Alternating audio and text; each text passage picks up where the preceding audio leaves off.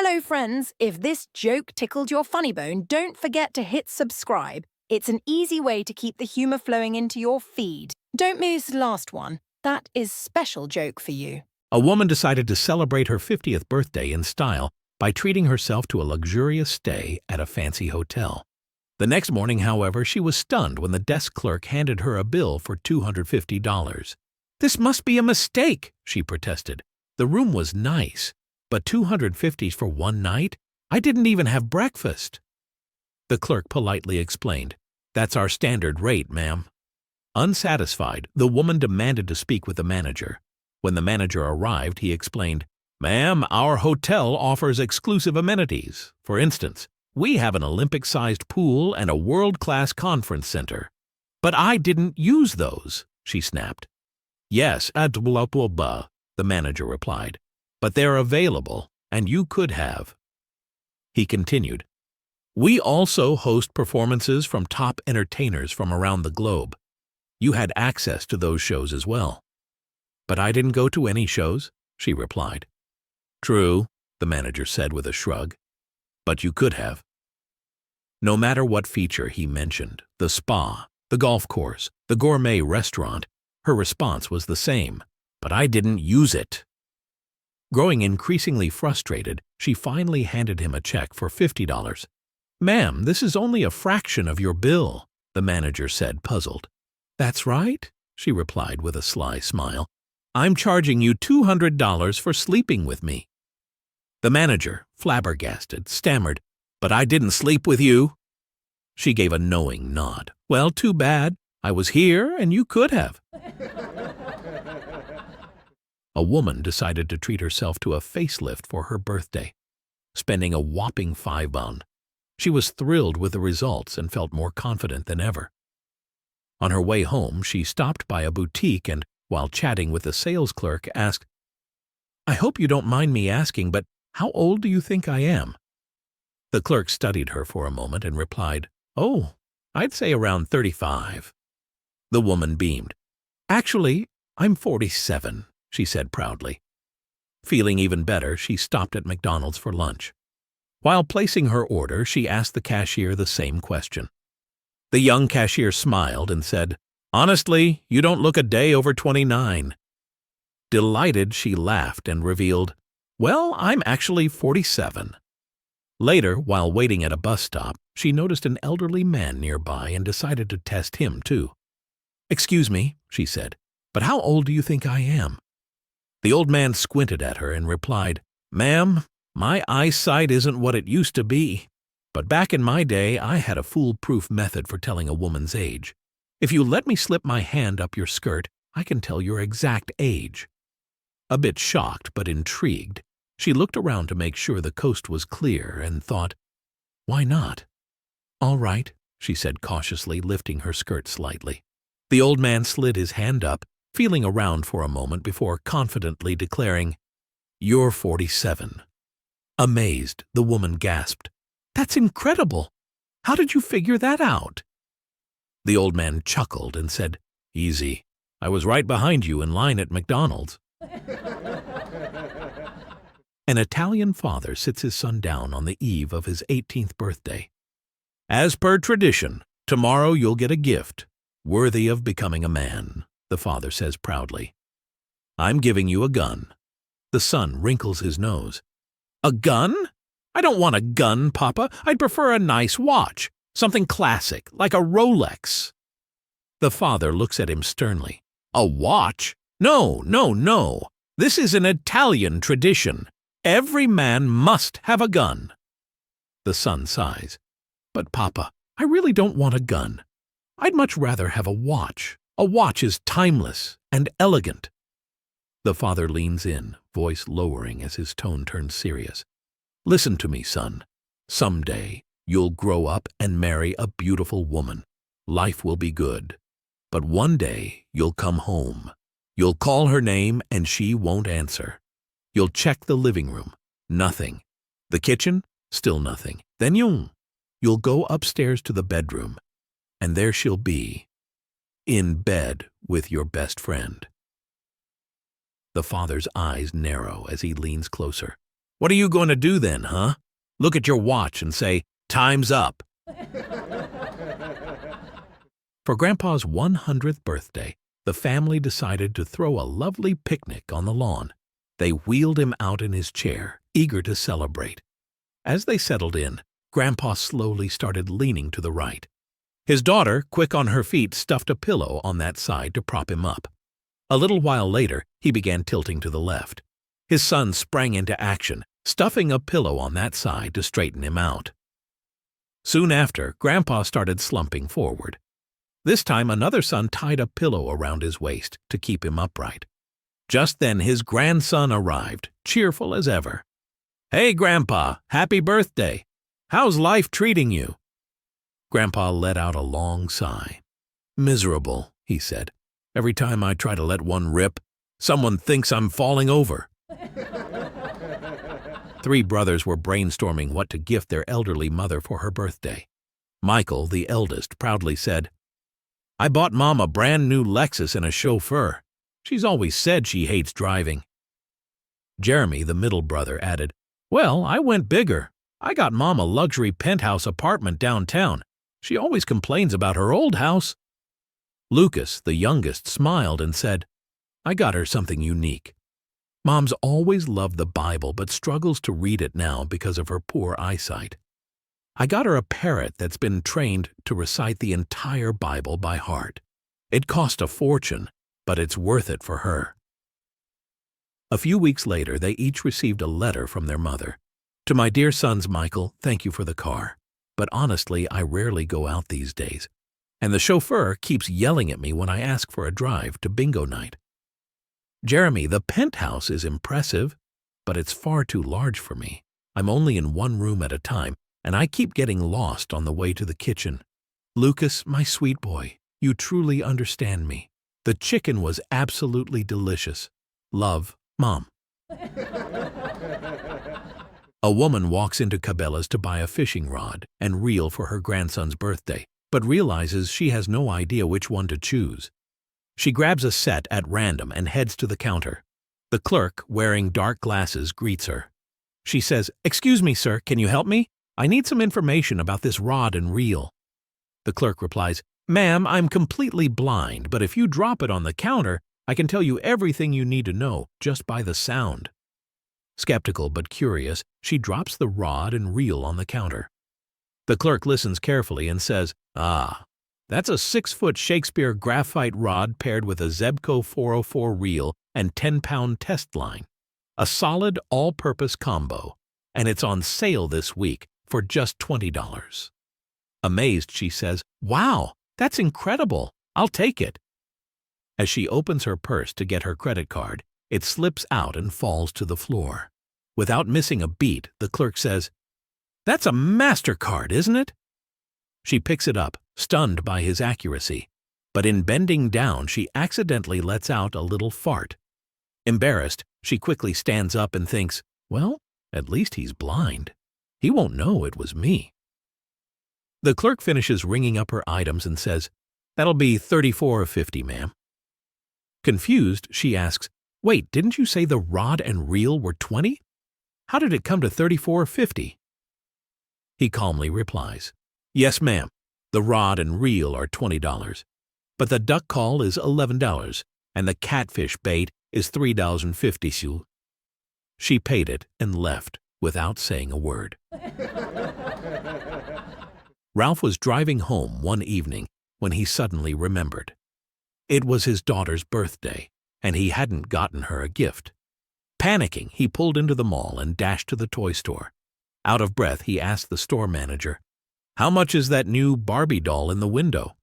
The manager smiled and said, "Well, that depends. We have Barbie goes to the gym for $19.95. Barbie goes to the ball for $19.95. Barbie goes shopping for $19.95. Barbie goes to the beach for $19.95. And Barbie goes to the nightclub for $19.95. But divorced Barbie is $375, hun." Ralph's jaw dropped. What? Why is divorced Barbie $375 when all the others are $19.95? The manager chuckled and replied, "Because divorced Barbie comes with Ken's car, Ken's house, Ken's boat, Ken's dog, Ken's cat, and Ken's furniture." Timothy, a little boy with a cheeky streak, went to a birthday party with his father. When they arrived, the hostess greeted him with a smile. "Hi, Timmy. How are you?" she asked. "I'm good," Timothy replied. The hostess chuckled, trying to correct him. "I think you mean, I'm well." Whatever." Timothy shrugged and wandered off. Later, Timothy bumped into his grammar teacher, who was also at the party. "Timothy, how's your homework coming along?" she asked. "It's going good," Timothy said confidently. The teacher frowned slightly. No, it's going well," she corrected. Whatever," Timothy said again, unbothered. A little while later, Timothy saw his dad chatting with another parent. The parent turned to Timothy and asked, "Hey, Tim, have you been doing well in soccer?" "I've done good," Timothy nodded with a grin. At this, his father raised an eyebrow. "Timothy," he said firmly, "you know what word you're supposed to use." Whatever," Timothy replied with a laugh, strolling away. His father sighed and turned back to the parent. "Sorry about him. Timothy's going through a phase. He knows the rules, but he means well." The lion, being the king of the jungle, decided to throw a grand birthday party and made one very clear request. All guests must bring him meat, or else they would face his wrath. He even warned them that if they didn't bring a proper gift, they would suffer a mighty punishment from his massive tail. The day of the party arrived, and the animals gathered in front of the lion's cave, each holding their presents. The wolf came with a lamb, the fox had a chicken, the leopard brought an antelope, and so on. One by one, they greeted the lion, offering their gifts.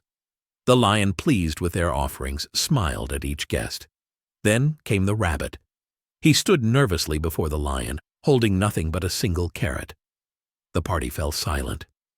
The lion stared at him for a long moment before growling, "You know what this means, right?" The rabbit trembled, his voice quivering. "I'm sorry, sire. I couldn't find any meat. I only have this carrot." Before the rabbit could finish, the lion lashed out and struck him with his mighty tail. The rabbit collapsed to the ground, tears in his eyes. But then, unexpectedly, the rabbit started to chuckle. Confused, the lion leaned forward. "Why are you laughing? Are you all right?" The rabbit, still giggling, wiped away a tear and said, "Oh, nothing, my lord. I just remembered that the hedgehog is down the line, and he's bringing you an apple." A man spots a beautiful woman on the street and, feeling bold, approaches her with a proposition. "I'll give you $10,000 if you spend the night with me," he says, eager to make his offer. After a brief moment of thought, the woman agrees to the deal, seeing the financial benefit. The man then, in a more frugal tone, asks, "What if I offer you $500 instead?" Shocked and offended, the woman fires back, "What kind of woman do you think I am?" The man shrugs casually and replies, "We've already established that. Now we're just haggling over the price." The phone rings and Mrs. Sanders answers. "Hello? Mrs. Sanders, please. This is she." "Mrs. Sanders, this is Dr. Jones at St. Agnes Laboratory. We've encountered a bit of an issue. When your husband's doctor sent his biopsy last week, we accidentally received another sample from a different Mr. Sanders. Now, we're unable to determine which one is your husband's. Frankly, the results aren't good either way." "What's going on?" Mrs. Sanders asks, now worried. "One of the specimens tested positive for Alzheimer's and the other one tested positive for HIV. We can't figure out which result belongs to whom." "This is terrible. Can you retest them?" Mrs. Sanders inquires. "Normally we would, but Medicare only covers the cost of these tests once." Mrs. Sanders, anxious, asks, "So what am I supposed to do now?" "Well," Dr. Jones replies, "Medicare suggests you drop your husband off in the center of town. If he finds his way home, don't sleep with him." Little Johnny came home with a 90 on his history test, and his father was thrilled. However, his mother, Karen, couldn't believe her son had scored so high in history. Upon a closer look at the marks, she noticed that the handwriting of the 9 and the 0 was different. "Johnny," she said, narrowing her eyes, "you're busted. Tell me, did you add the 0 to your score?" "No, Mum, I didn't," Johnny replied, trying to sound innocent. "I'm asking you one more time," Karen insisted. "Did you add that damn 0 to your marks?" "No, Mum, I swear I didn't add the 0, Johnny said earnestly. "Well, since you're not being honest, you're grounded for a month," she declared. "Mum, no, please, I really didn't add the 0, Johnny begged. "This is your last chance, kid," Karen said sternly. "Tell me the truth." Johnny paused for a moment before saying, "Okay, I just added the 9 to it." After an accident, a man lost some of his teeth and needed a partial plate. His dentist made him a standard dental plate, which fit just fine. But after 3 months, the man returned, and the plate was so badly deteriorated it couldn't be repaired. Shocked, the dentist replaced it with one made of stainless steel. However, after another 3 months, the man returned again. And this time, the stainless steel plate had corroded and failed. Not giving up, the dentist made another plate, this time with titanium. But once again, it only lasted a few months before it started deteriorating. Completely baffled, the dentist sent the patient to a renowned dental professor who was an expert in the construction of dental plates. The professor examined the man's mouth and asked about his diet and dental habits. "There must be something very acidic you're eating a lot of," he said. "Well," the man replied, "my wife makes the best hollandaise sauce in the world. I put it on everything." The professor's eyes lit up. "Aha! Have your dentist make you a new plate out of chrome, and you shouldn't have any more problems." "Chrome?" the patient asked. "Why chrome?" The professor grinned and replied, "Because there's no plate like chrome for the hollandaise." A doctor proudly advertises that he treats all his patients with 100% success, or else he will give them $100. A man walks in and says, "Doctor, I've lost my sense of taste. I can't taste anything." The doctor assures him, "Don't worry, I'll give you a syrup and you'll regain your taste." The doctor turns to the nurse and says, "Please give him the blue bottle." The man drinks the contents of the blue bottle and immediately spits it out in disgust. "It's kerosene! Why would you give me kerosene?" he yells. The doctor calmly replies, "Congratulations, you've regained your sense of taste. Now, please pay me my fee." Reluctantly, the man hands over the fee and leaves, disappointed. The next day, the man returns and says, "Doctor, I've lost my memory. I can't remember anything." The doctor replies, "Don't worry, I'll give you a syrup and you'll regain your memory." Again, the doctor tells the nurse, "Please give him the blue bottle." The man quickly responds, "But doctor, wasn't that blue bottle full of kerosene? How will kerosene help with memory loss?" The doctor smiles. "Congratulations, you've regained your memory. Now, please pay me my fee." The man, albeit reluctantly, hands over his fee and leaves. The next day, the man walks in again, now claiming, "Doctor, I've lost my eyesight. I can't see anything." The doctor replies, "Sorry, this time I can't help you. I've lost." The doctor then hands the man a $50 bill. The man exclaims, "Oh, but doctor, this is a $50 bill. You said you'd give $100 if you failed." The doctor smiles again. "Congratulations, you've regained your eyesight. Now please pay me my fee along with the $50 bill." The man, defeated, hands over his fee and the $50 bill, leaving the clinic disappointed. One day, a young woman found herself in an embarrassing and terrifying predicament.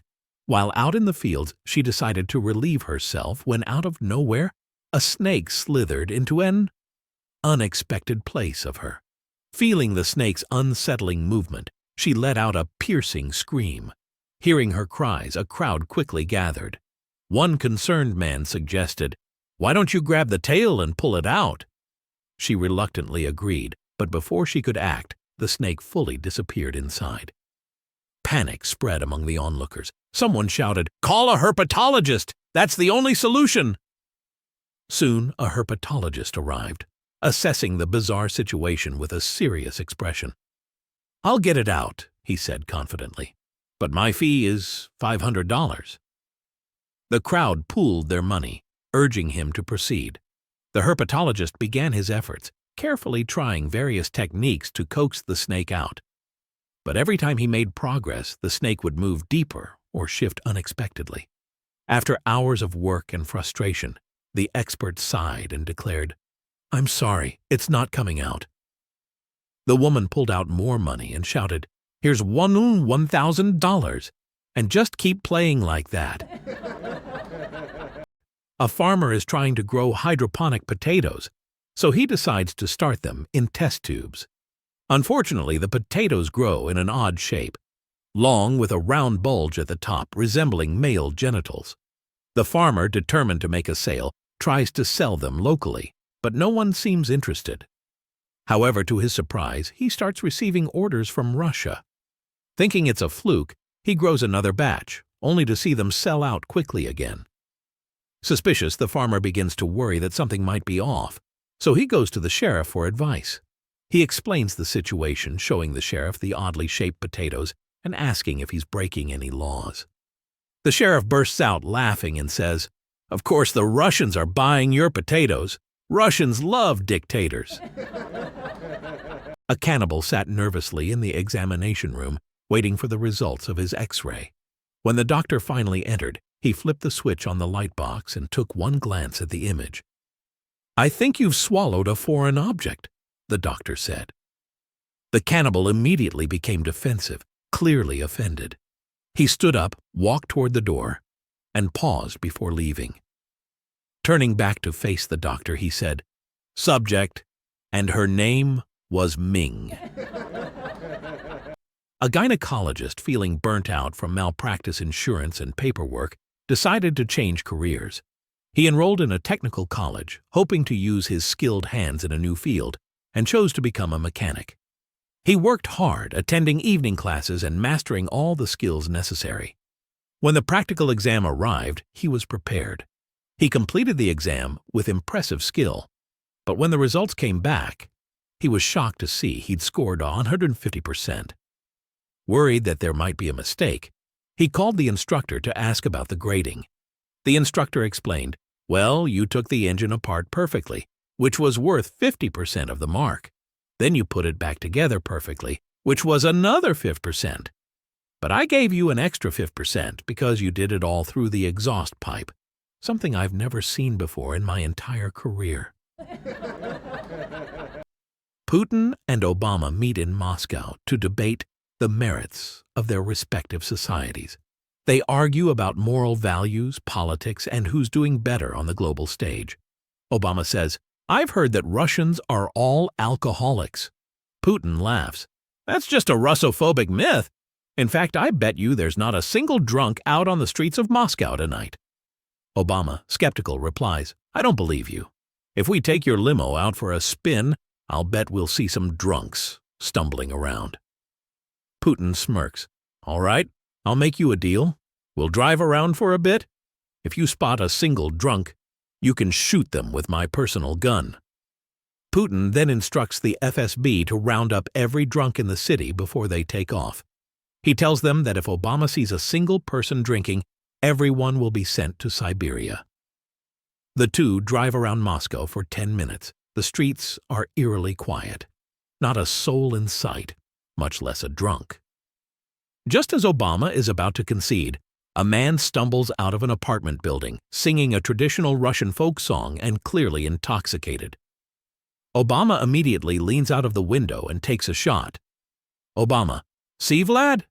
I saw one guy and he was absolutely hammered. All Russians are drunks." Putin, a bit embarrassed, can only sigh as the man is carted off. 6 months later, Putin visits Washington, D.C. They continue their debate about morality, and once again the conversation turns to drinking. Putin suggests they try the same test in America with the same terms. If Obama spots a drunk, Putin will shoot them with his gun. Obama, knowing full well that the Secret Service is on top of things, tells them to sweep the streets and make sure no one is drunk. The two presidents drive around for 10 minutes. The streets are empty. Then, as they make a turn, a huge group of drunks stumbles out of a bar, singing, shouting, and clearly intoxicated. Putin, gleaming with confidence, leans out the window and opens fire, taking down the entire group. He turns to Obama with a sly grin. Putin: "Well, Barack, you said Russians were worse drunks than Americans. I just killed 20 of them. Looks like Russia wins again." The next morning, Putin picks up the Washington Post and sees the headline: 20 Russian embassy workers slain in drive-by shooting. In the midst of a country teetering on the brink of civil war, following a contested election, the situation grows increasingly tense. Armed insurgents invade the capital, threaten violence, and engage in clashes with military forces, but are eventually overpowered. Intelligence suggests they might attempt another attack, so the country's leaders urgently seek advice on how to handle the escalating violence. The winning party, determined to press forward, yells, "Impeach the outgoing president during his final week in office," while the losing party, still refusing to concede, pleads for unity.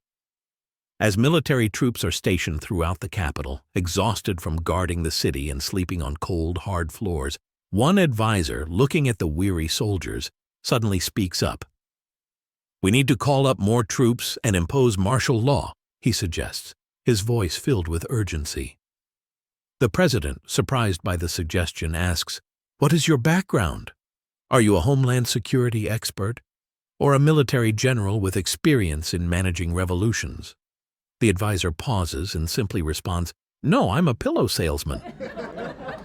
A young debutante raised in high society is set to marry a charming but low-born Greek man. Before the wedding, her mother pulls her aside and says, "I've tried to talk you out of this, but it seems you're set on marrying him. Just promise me one thing." The daughter, confused, asks, "What's that?" Her mother solemnly warns, "Greeks have unconventional desires. In the bedroom, they're wild, perverse, downright filthy. If he ever asks you to roll over, you must refuse. Promise me." The daughter, a little startled but trusting her mother, agrees and moves forward with the marriage. Years pass, and everything seems fine, until one night, 5 years into the marriage, her husband looks at her and says, "Darling, tonight let's try something different. I want you to roll over." Shocked, the wife gasps, "What? My mother warned me about this. That is disgusting. You filthy man, how dare you ask such a thing of me?" Her husband looks at her with a bemused smile and says, "But darling, don't you want children?" One sunny afternoon, a young woman was walking through a busy marketplace, enjoying the sights and sounds of the bustling crowd. As she strolled past various stalls, she noticed a transgender person standing confidently by the side, engaging in casual conversation with passers-by. Curious and feeling a bit cheeky, the young woman decided to strike up a conversation. With a friendly smile, she approached the transgender person and asked, "Hello there, how much do you earn daily?" The transgender person, who was used to such questions and always ready with a witty reply, responded with a smile, "Oh, I usually make around 400 to 500 a day. And what about you?" The girl, feeling a bit proud of herself, replied, "I make around 5,000 to 7,000 daily." The transgender person leaned in slightly and said, "Well, my dear, that makes perfect sense. After all, your shop is right at the front, and mine is just a little further back." A man wrote a letter to his wife saying, "Darling, I'm not sending my salary this time. Instead, I'm sending you 100 kisses. Make do with that until next month." A few days later, the wife received the letter. She read it, raised an eyebrow, and couldn't help but chuckle at her husband's playful gesture. 5 days later, the husband received a letter back from his wife. Eagerly, he opened it, curious about her response. The letter began, "Darling, thank you for the 100 kisses. They were very useful. Here's how I spent them." She continued, "I gave 5 kisses to the milkman, who was quite pleased. The kid's driver, however, wouldn't settle for just 5, so I had to give him 9. The vegetable seller takes 2 kisses daily in exchange for the freshest produce, and the landlord, well, he was a bit tough, but he finally agreed to accept 10 kisses for this month's rent. Don't worry, my love, I still have 50 kisses left. An old man recently married a much younger woman, and soon after the honeymoon, he began to notice some issues that concerned him. Feeling a bit embarrassed but knowing he needed advice, he decided to visit his doctor. One afternoon, he walked into the doctor's office looking slightly sheepish. The doctor, who had known the man for years, welcomed him warmly and asked how married life was treating him. The old man sighed and said, "Doc, I'm having some problems. I just married a young girl and, well, let's just say things aren't as smooth as I hoped they'd be." The doctor nodded understandingly and asked, "What seems to be the issue?" The old man hesitated for a moment, then blurted out, "It's the romantic part, Doc. I'm struggling to keep up, and I don't want to disappoint her." The doctor, sensing the man's discomfort, decided to ask directly, "All right, how long does it take you to have a romantic moment?" The old man paused for a moment, scratching his head as he thought about it. Finally, he replied earnestly, "Well, Doc, it takes me about 1 hour and 41 minutes. The doctor's eyes widened in surprise. He leaned forward, intrigued by the answer. "That's impressive," he exclaimed. "But tell me, how does that work?" The old man chuckled softly and began to explain. "You see, it takes me about 40 minutes just to get it going. That's the toughest part, really. Once it's up and running, it's over in about a minute, quick as a flash." The doctor, still amazed, asked, "And the rest of the time?" The old man sighed and replied with a smirk, "Well, the remaining hour is spent recovering from fainting." If you're still here, I'm thrilled you enjoyed the joke. Subscribing is a simple way to stay connected. Join our community and make me a happy friend.